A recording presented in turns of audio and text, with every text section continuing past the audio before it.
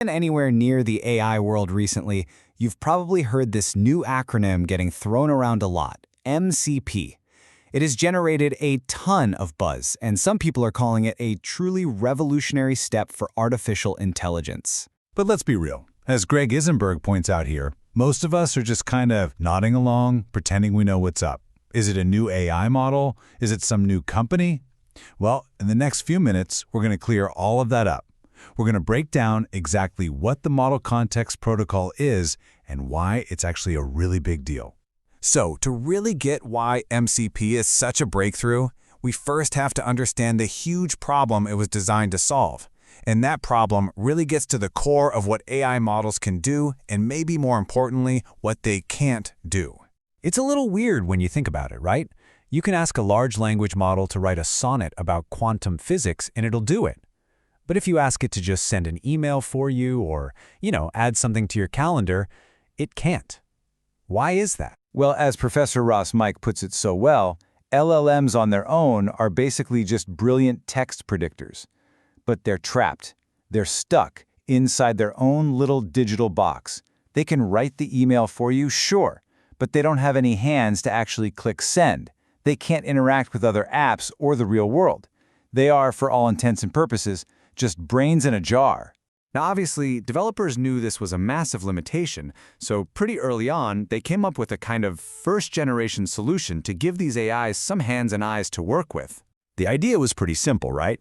What if we connect the LLM to other apps and services using their APIs?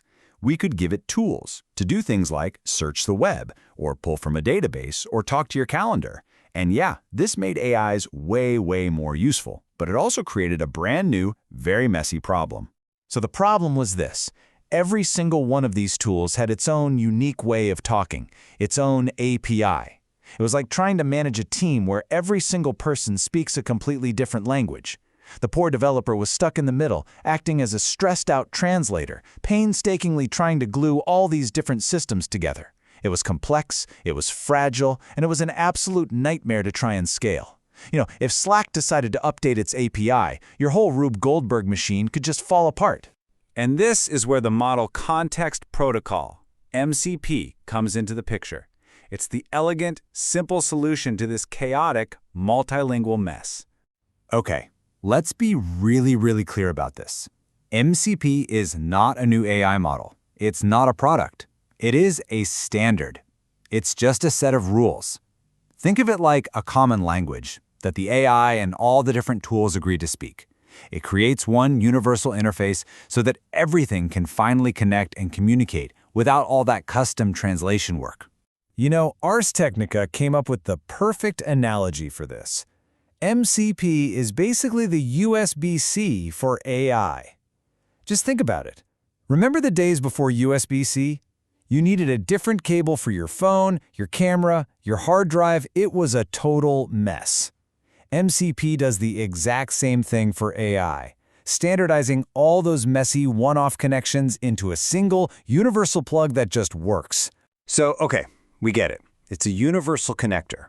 But how does it actually manage all this information? Let's take a quick peek under the hood. MCP essentially sits in the middle, kind of like a smart project manager. When you make a request, it doesn't just pass information back and forth. No, it intercepts the data from all these different tools and data sources, and then it prepares it, it refines it, and it packages it up perfectly to be LLM ready. It basically works like a funnel for context, and it processes all that raw data in 5 key steps. So first, it ingests all the raw info from your files, your databases, your apps, you name it. Then it stores and indexes that info so it can be found again super fast. Then, and this part is crucial, it ranks what's most relevant to what you just asked, it filters out all the useless noise, and finally, it transforms everything into a clean, unified package that the LLM can understand perfectly. So, universal standard is one thing. That's great. But what makes MCP a true certified game changer is how unbelievably fast the entire industry adopted it. I mean, just look at this timeline. Anthropic, the folks behind Claude, they introduced MCP in November 2024. Just a few months later, its biggest rivals, OpenAI and Google DeepMind, are all on board. This wasn't some slow burn. This was an explosion. The fiercest competitors in the tech world all looked at this and said, yep, this is it. This is the way forward. You know, when the CEO of Google DeepMind says something is becoming the open standard for the entire next era of AI, you should probably pay attention. This wasn't just a suggestion. It basically became the accepted blueprint for how to build powerful, interconnected AI agents. And it's not just the big AI labs either.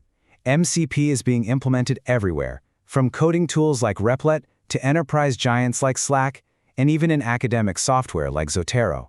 It's creating this common grid that all these different applications can just plug right into. So, what does this all mean for the future? Well, while the potential here is absolutely enormous, it's not without its challenges. See, a universal standard also creates universal challenges. Security researchers were quick to point out some new risks. For example, something called tool poisoning. That's where a malicious tool could be disguised as a trusted one, tricking the AI into doing something harmful. These are really serious issues that people are actively working to solve right now. And for the developers who are actually on the ground building this stuff, even with a standard, the initial setup can still be pretty complex, and as one developer put it, just annoying. There are definitely still some kinks that need to be ironed out to make the experience totally seamless for everybody.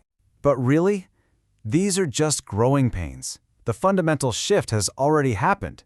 For the first time ever, we've moved from a world where every AI system was basically its own isolated island, to one where they can all share a common language. And that leaves us with a really fascinating final thought. Now that AI can finally talk to the rest of the world, what incredible things is it going to say and do next?